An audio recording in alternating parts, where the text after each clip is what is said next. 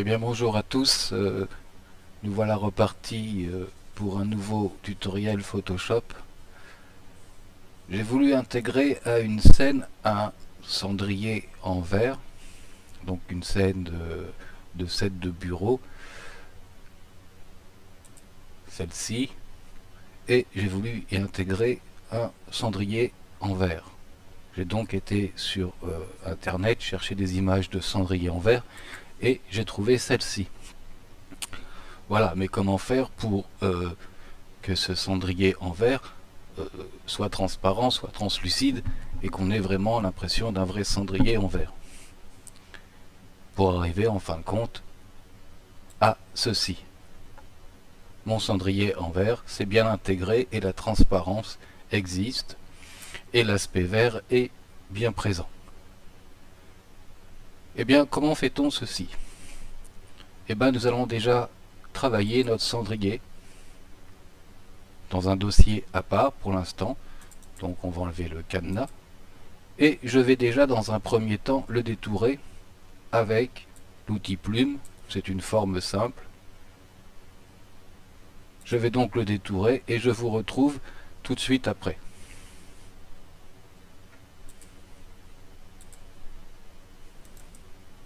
Voilà, avec l'outil plume et en forme tracée, j'ai détouré mon cendrier grossièrement pour le tuto pour que ça aille vite. Et je vais maintenant dans tracer et je vais sélectionner ici mon tracé pour qu'il devienne une sélection. Je retourne dans mes calques, je vais créer un groupe de calques dans lequel je vais intégrer mon cendrier et sur le groupe de calques je vais créer un masque.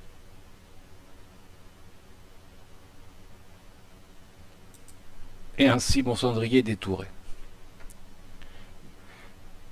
Maintenant, je vais utiliser les couches pour rendre ce cendrier transparent et lui redonner son aspect de verre. Comment je vais faire? Eh bien, je vais dans couches. Alors, attention de ne pas sélectionner le groupe, mais le calque. Je vais dans couches et je vais regarder mes différentes couches pour voir celle qui a le meilleur contraste. Alors, comme nous sommes dans une image qui est pratiquement blanche et grise, je dirais que on n'en verra pas beaucoup du contraste, de la différence de contraste entre les trois couches. Peut-être rouge et peut-être un peu meilleur. Donc je vais prendre rouge et je vais la dupliquer. Donc je la pousse vers le bas ou alors je fais dupliquer la couche. Donc j'ai dupliqué ma couche rouge et c'est sur celle-ci que je vais travailler. Première chose, je sélectionne ma couche et je vais dans Image, Mode, Réglage, je veux dire Niveau. Et je vais ramener les niveaux pour avoir du noir et du blanc, sans trop cramer quand même. Voilà. Bon, dans les blancs, il n'y a pas grand chose à faire. Je vais peut-être ramener ici pour avoir, voilà, et des noirs et des blancs, et voilà, des noirs bien noirs, voilà, et des blancs. On peut peut-être, voilà, encore ramener les blancs. Et je vais faire OK. Voilà. Maintenant, je appuie sur la touche CTRL et je sélectionne ma touche rouge. Ça me fait une sélection sur les couleurs, enfin sur les blancs, sur les clairs.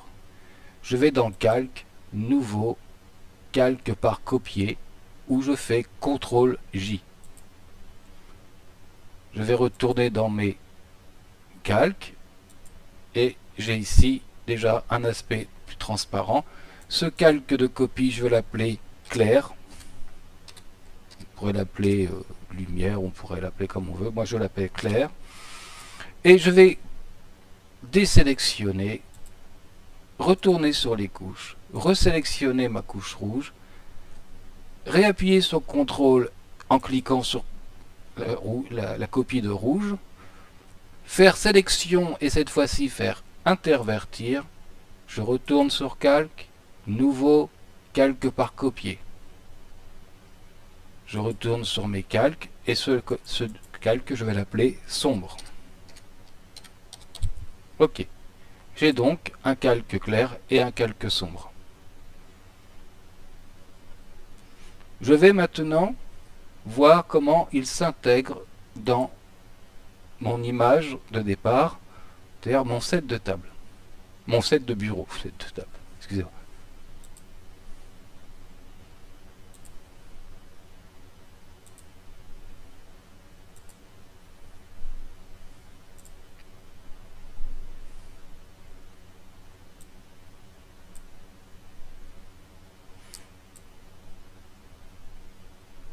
Je vais donc prendre mon groupe ici et l'amener dans ma composition.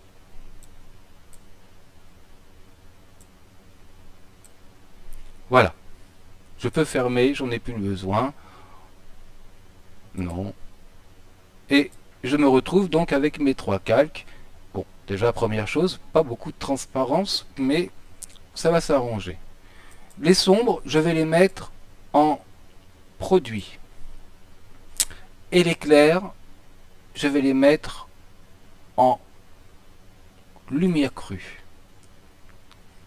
Vous voyez que déjà, on commence à voir notre fond.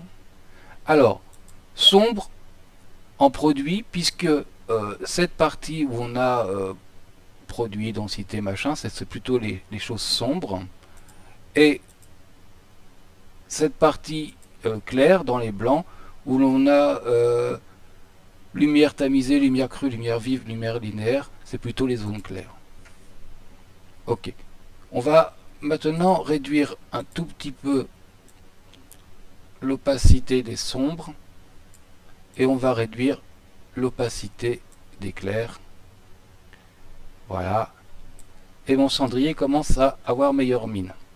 Mon image était un petit peu palote, donc je vais faire un image réglage et je vais jouer sur l'opacité et le contraste. Alors là, ça dépendra uniquement de l'image de vert que vous prendrez, que vous trouverez.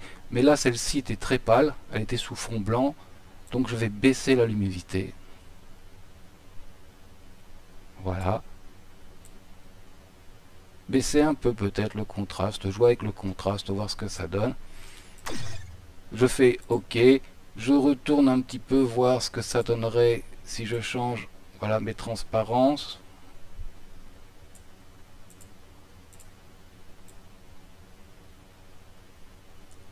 Oui, pas trop mal. On peut regarder ce que ça donnerait dans d'autres en incrustation. En incrustation, c'est pas très bon. Vraiment trop marron. En lumière tamisée, c'est trop transparent. En lumière vive, ça flash un peu trop. En lumière linéaire, oui mais non. En sachant qu'on peut quand même jouer avec. Voilà. Et en lumière ponctuelle, ça serait pas mal quand même aussi. Mais si on augmente, voilà, on obtient des choses un peu verdâtres. Donc lumière crue, pour cette image est sûrement le meilleur choix. Et on va redescendre un petit peu, voilà, les autres. Et bien maintenant, il me reste plus qu'à sélectionner mon groupe, édition, transformation manuelle, le réduire, le déplacer, et voyez que on a de la transparence sur notre cendrier et qu'on a notre aspect vert. Voilà. Après, c'est du fignolage, c'est de la finition, c'est des ombres portées, on peut jouer avec tout ça pour arriver à avoir une image encore plus sympathique en y intégrant, par exemple, comme j'ai fait un post-it sous le cendrier, ou des choses comme ça. Vous voyez, ce n'était pas très compliqué et on a bien un aspect vert avec une transparence.